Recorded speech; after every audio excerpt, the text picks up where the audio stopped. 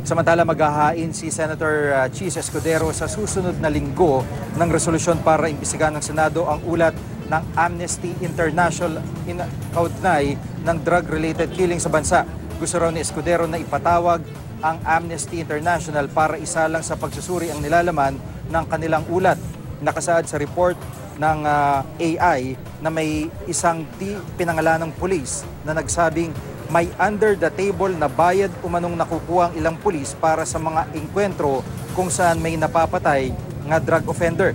May racket din daw sa pagitan ng ilang pulis at punerarya para sa bawat katawang dinadala sa kanila. Ayon kay Escudero, napakabigat ng aligasyong ito at makakaapekto sa imahe ng bansa. Dapat daw matukoy kung totoo ba ito. Kung kinakailangan anya, maaari raw magkaroon ng executive session ang Senado upang protektahan ang pagkakakilanlan ng pulis na pinanggalingan ng impormasyon ng Amnesty International.